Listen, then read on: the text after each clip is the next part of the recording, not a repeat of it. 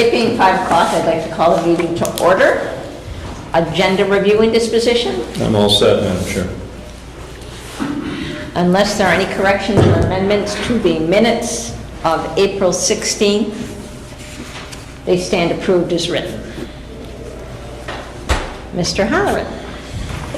Some of you may have seen that the House passed a budget and sent it on to the Senate. Contained within that budget is extra money for adequacy for the cities and towns. And as you know, in our district, the money comes back in adequacy and is split between the high school and your local sending school. So I just want to, this is by town, and again, the split will be, some will be at the elementary, some will be at the high school. But this money would go back to your towns as a direct tax relief, property tax relief. So in fiscal year 20, which means that that's the tax bill that people would be getting in the fall if the House budget goes through. Campton would be getting an extra $143,746. Holderness doesn't, they're not involved in adequacy. Plymouth would get an extra $315,927. Rumney, $74,515. Thornton, $49,951. So it's, and I don't have the Ashland stat, Madam Chair, I'm sorry. Wentworth, $54,467. I just have SCU 48. So it's a sizable chunk of money going back for property tax relief. And the following year, it's higher in most of the districts. In fact, Thornton Walter, it is an amazing jump. That's second year of their budget, and I don't know what drives this. Thornton gets $49,000 in fiscal year 20. In fiscal year 21, that would go to an extra $142,957. So that's a significant increase in state aid. So we'll have to follow. That's HB2. It's gone over to the Senate for the Senate Budget Committee to take a look at. So. The beginnings of it, usually at this time around, we're looking at cuts. Would have been 4% cut. This retains the current adequacy, and it also moves forward with some increases. So we'll obviously be rooting for that budget. And again, our budgets are passed, so this is direct property tax relief. Do you have any idea how much the high school's going? I don't know. It's broken out in each town. It goes to the town. And the adequacy then is delivered to the high school and the elementary school. And Madam Chair, that's the end of my report. All right, thank you. Sorry. Mr. Parsons? Yes, Madam Chair, thank you. Fix my seat. It's me. Busy month. As Mark said, we're entertaining the Ashland School Board tonight. And Mr. Price has put together, kudos to Bob, some information from data that the Ashland School Board will be looking at. And they'll be here around 5:45. I promised them a tour of the CT Center. And then they'll follow up with their meeting here approximately 6:30. I got to announce, it'll be in the paper probably next week, but the honors for the seniors, I'm proud to announce that Roger Babin from Campton will be the valedictorian for the class of 2019. Ryan Hardy from Ashland will be the salutatorian, and Ashley Ehrlichson from Ashland will be third honors this year's graduation on June 8th down at the college. She's also from Ashland. I said that, from Ashland. And our commencement speaker is Ethel Gades, Assistant Superintendent, and Mr. Howland promised me he's going to do the honors with the introduction. That's the last speech that I have to make. Thank you, Mark. Tonight, I'm going to get there somehow. Tonight we have two young men that are being honored down in Manchester. The Ukeka Foundation, it's a football foundation. We have 2 students, Owen Brickley, I'm sure that's why Sam is not here, and Patrick Mull. They were selected. To be selected, you have to have a high academic standing and the athletic ability that goes along with it for football. It's quite a night for them. All the colleges are there too from New Hampshire, so I hope to make an appearance and get there like 8:30, 8:45 for the boys. How many students are chosen for that? Throughout the whole state, I think this year's class going in is approximately 28 football players. I'll give you the exact when I get down there. And it's quite an honor. I will bring back the program. And in the program, we take out a page, the high school takes out a page, and you'll be quite impressed with the names on that list. And I wouldn't do them justice to announce the many of the boys that have been selected from this high school. But one of the nice things it is, and I'm proud as a peacock when I walk in, is they know when Plymouth is there. Chris has taken approximately about 14 or 15 of the seniors to go down there tonight for the banquet too, for recognition for Owen and Patrick, which is a nice piece to see. So Plymouth is well represented down there. Phil knows what I'm talking about. And one year we had 4. Yeah, it's quite an honor. So we had the prom on Saturday night, pretty unique. Kudos to the advisors, Mary Boyle, Doug Ross, Danae Morrison, and head advisor Denise McGlone. They put a lot of time and effort into setting up and decorating, along with my trusty assistant Janice. They started 12 o'clock in the afternoon. We had 250 kids at the prom. They had a pretty good time.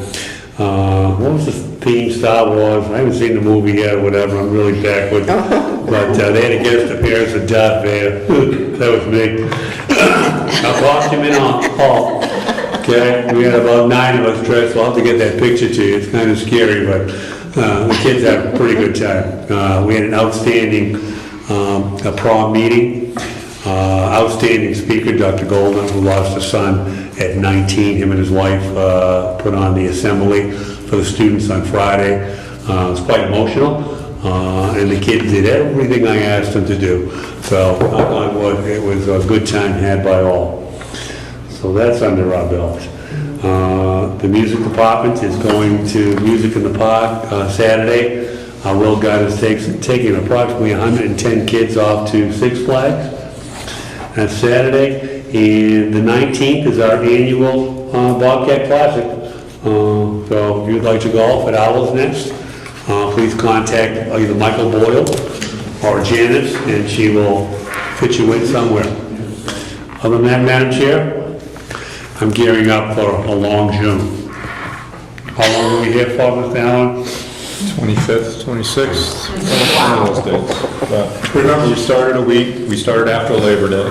Hope the public hears that. And we had six snow days. So graduation stays the same, June 8th, but the undergrads will be here for most of the month.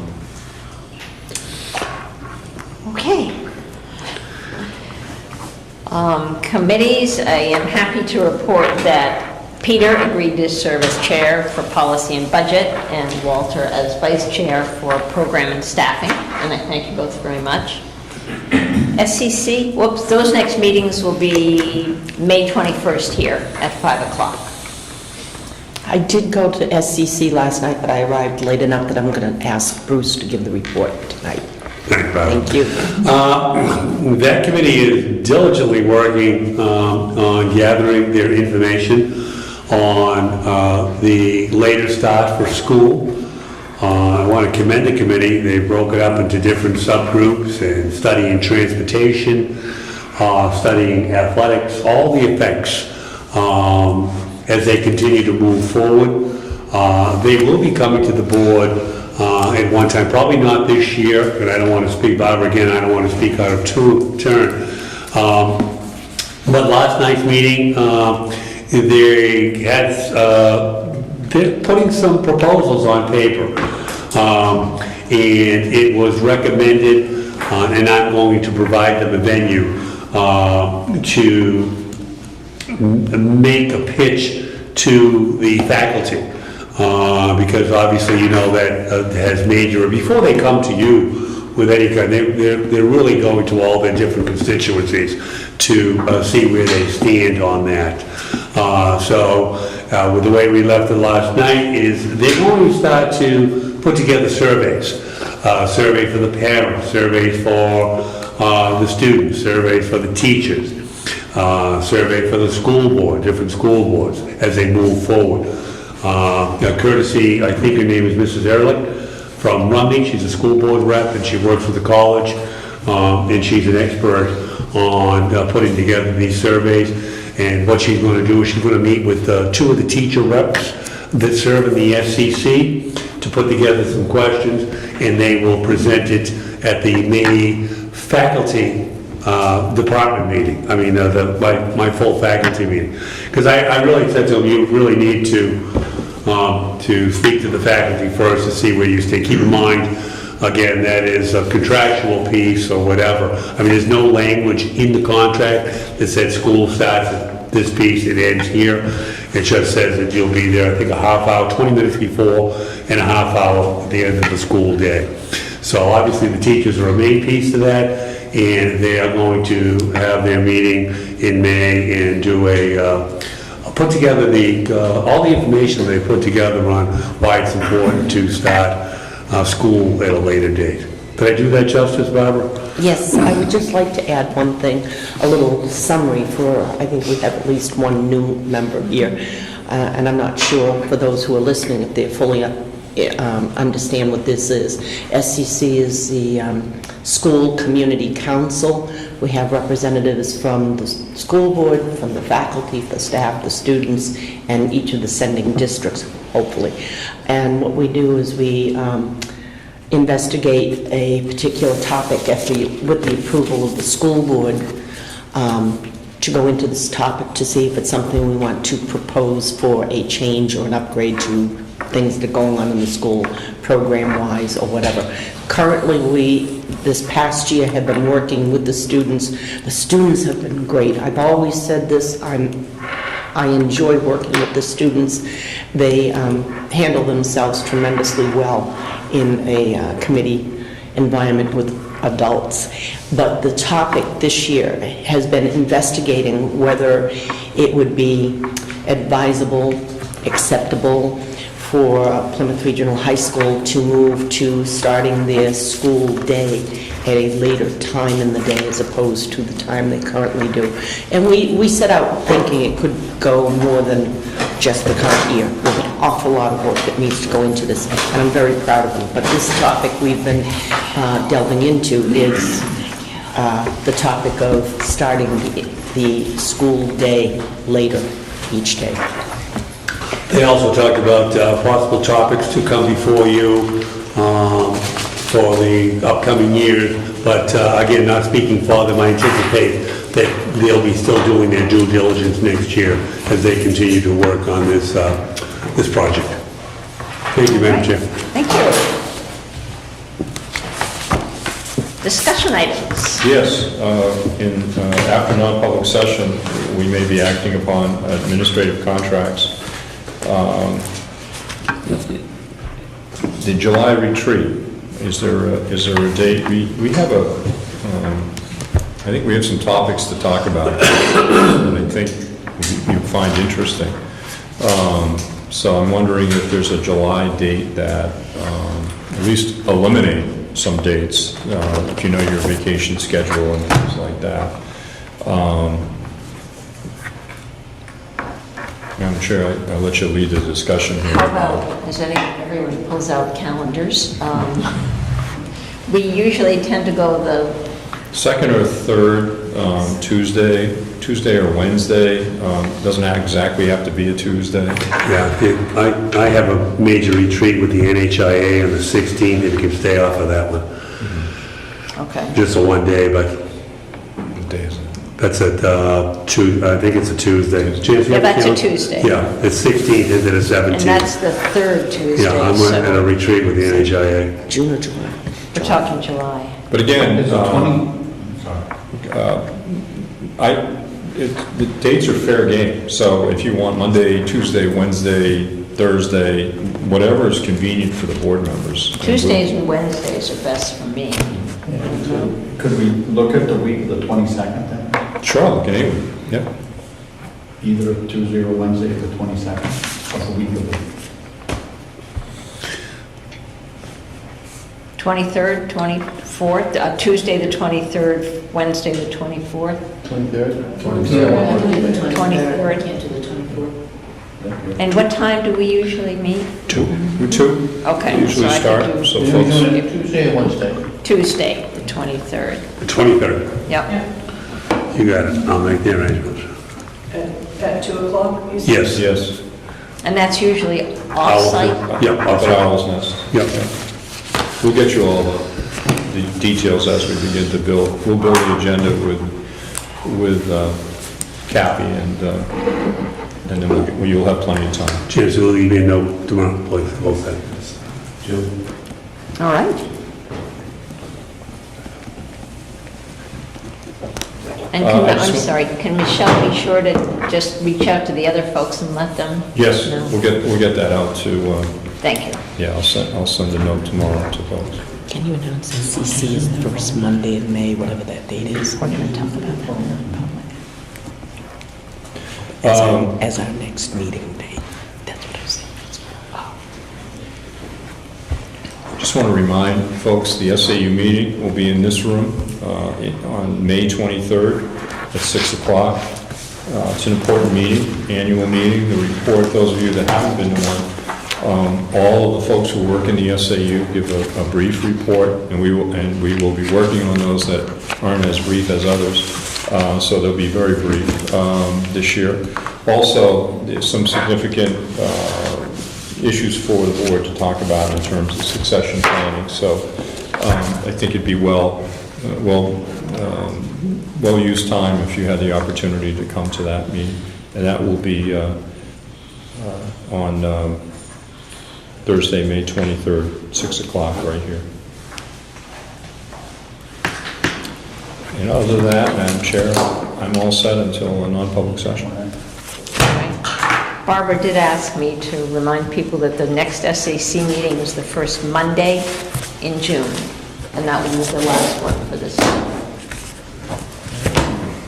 Any other board member concerns? No privilege of the floor. Do I hear a motion to go into non-public session for personnel? So- Peter and Phil? All those in favor? Yes.